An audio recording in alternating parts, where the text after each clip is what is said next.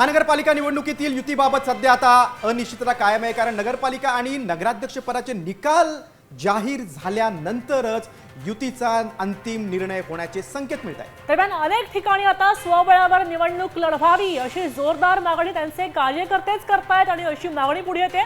काही नगरपालिका आणि नगराध्यक्ष पदासाठी मात्र थेट सत्ताधारी एकमेकांच्या विरोधात रिंगणामध्ये उतरले। आपण अधिक माहिती जाणून घेऊया। आमचे प्रतिनिधी गणेश कवडे आपल्या सोबत आहेत।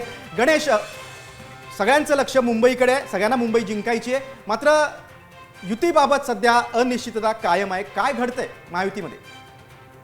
गिरीश, नक्कीच ज्या पद्धतीने खरं तर आज सगळे निकाल आहेत नगरपालिका आणि नगरपंचायतीचे येताना पाहायला मिळतच, मात्र युतीच्या जागा वाटपाचा तिढा अद्यापही सुटलेला नाही असंच चित्र सध्या तरी पाहायला मिळते। कारण की मोठ्या संख्येने इच्छुकांची गर्दी आहे ती दिसून येते, कारण की गेल्या 4 वर्षामध्ये खरं तर या निवडणुका झालेल्या नाहीये, त्यामुळे अनेक इच्छुक आहेत ते वाढलेले पाहायला मिळतात। त्यामुळे स्वबळाचा देखील नारा आहे तो होताना पाहायला मिळतो। विशेष करून जर बघायला झालं तर नवी मुंबई, ठाणे, कल्याण, डोंबिवली याच महानगरपालिकांमध्ये आहे ते स्वबळावर जावं हे देखील बोललं जात आहे। मात्र आज खरं तर निकाल जाहीर झाल्यानंतरून कशा पद्धतीने हे आपली ताकद आहे हे देखील आहे ते सगळ्या पक्षाला कळून येणार आहे आणि त्यानंतरून युतीच्या जागा संदर्भामध्ये आहे ते चर्चा होईल असं देखील म्हटलं जात आहे। त्यामुळे आजच्या निकालानंतरून युतीची घोषणा होते का हे देखील पाहणं निश्चितच। आणि 25 वर्षाची ठाकरे सेनेची सत्ता आहे, या सत्तेला धक्का देण्याचा प्रयत्न भाजप पण करते आणि शिंदे सेना देखील करते। तुम्ही सविस्तर माहिती दिली त्याबद्दल धन्यवाद।